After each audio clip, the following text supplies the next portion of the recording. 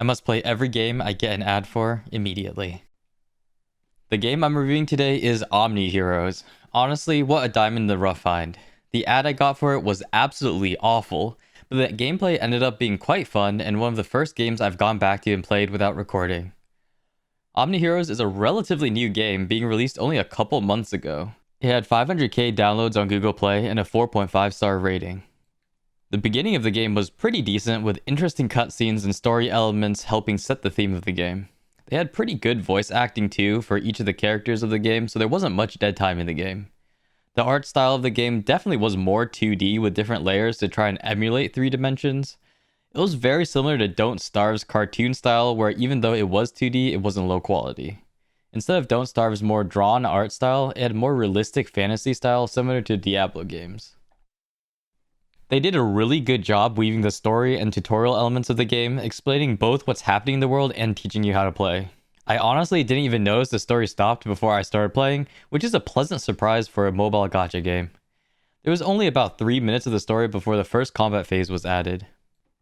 The combat in the game was animated quite well. The 2D style was a little bit weird for me, but it was definitely high quality. The animations were smooth and the abilities felt like they made an actual impact.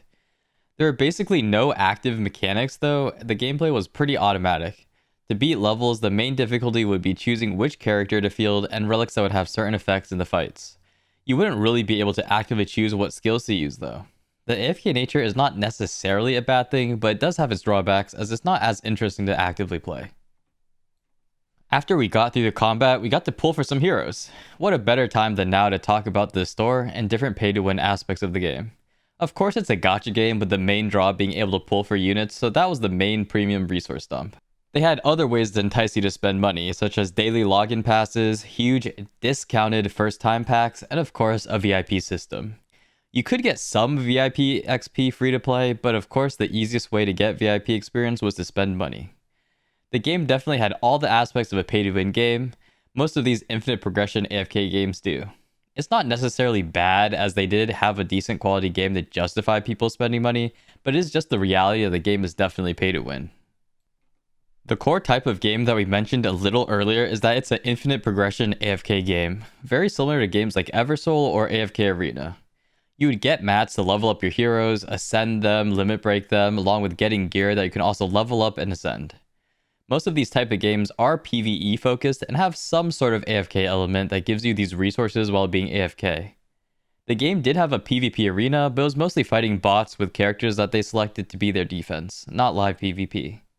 I personally don't mind these types of games, and it was pretty fun to play. The main thing that they had to progress was just going through the main chapters, getting through each episode, and fighting a boss to get to the next chapter. Pretty standard stuff for these types of AFK games. You would also get more resources depending on what chapter you're on while you're AFK to help beat the next level or boss. The game had your standard dailies, infinite towers, and resource areas that you could also additionally farm. One interesting part was the semi-roguelike area to farm relics. It was pretty interesting and allowed for a more active interaction with the game, which I liked. It seemed to reset after a while though, maybe daily or a couple days, which is a bit sad, but I'm glad they included it.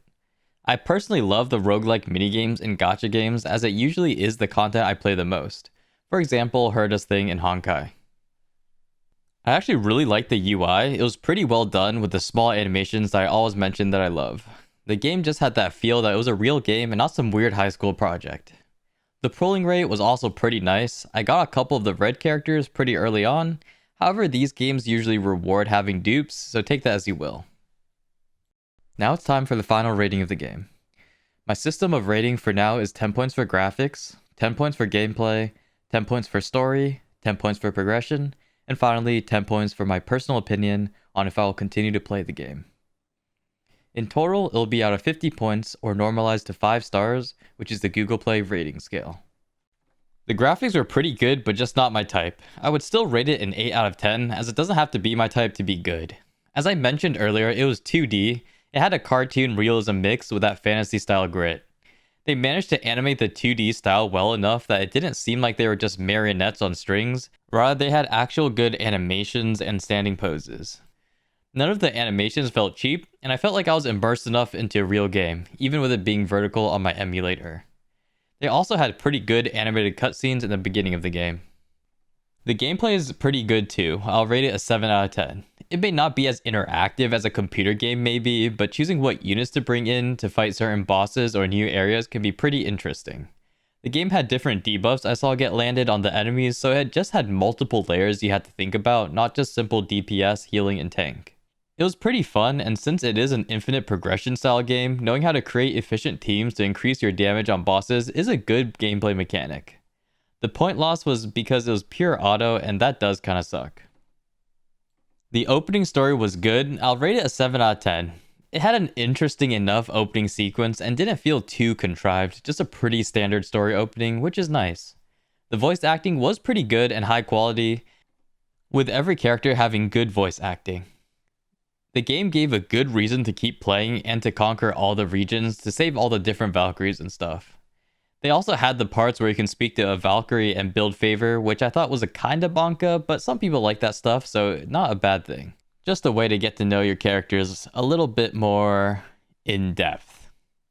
The point loss is mostly just due to it not being crazy. Nothing that interesting or unique, but not bad. The progression style wasn't the worst. I'll give it a 7 out of 10. It is an infinite progression game, which can be fun up to a certain point. Generally with these games, when you transition from mid-game to the end of mid-game, progression can take absolute ages or a lot of money. Which brings me to the next point, it is most definitely a pay-to-win game, with all the aspects of pay-to-win checked. Discounted packs, VIP systems, and gacha mechanics. The only thing I didn't see was a resource battle pass, so they get a pass for that. Again, I'm not against a company making money, but having the opportunity to spend money and skip steps generally has a negative correlation with how fun and easy it is to naturally progress. The perfect progression game wouldn't need to have any pay to win since it's fun and engaging to actually grind. Overall though, it still scored a pretty solid 7 since I do enjoy messing around with infinite progression games. It's fun to feel like you're getting resources and spending them to beat the next stage. The point loss is just due to pay to win and the nature of the game. Finally, do I actually like the game? I'll have to give it a 7 out of 10. I'll have to say I was pleasantly surprised considering how bad the ad was. It was one of those get a billion gems and pulls for playing our game and had some weird 3D animation that had absolutely nothing to do with the game. But after playing through it, I honestly had a great time. I think I played for like around 2 hours without even really thinking about it. The infinite progression games are always super fun to play in the early game. Though I might play in the future, it's not a game I'm rushing to go grind, for example, but still a very good score of 7 out of 10. Overall, the game got a rating of 36 out of 50 or 3.6 stars. After looking back at my rating, I realized I gave a lot of areas 7 points out of 10. For me, 7 out of 10 basically means it's pretty decent. No wow factor, but also nothing that makes me tilt my head and ask why they did it. So for me, 7 out of 10 or 3.6 stars means it's a game that I would actually play and put time into theoretically, which is amazing. Not every game can score that well. I was definitely surprised to see only 500k people played it on Google Play, and I think with a little bit more advertising push or better ads, to be honest, it can get pretty up there.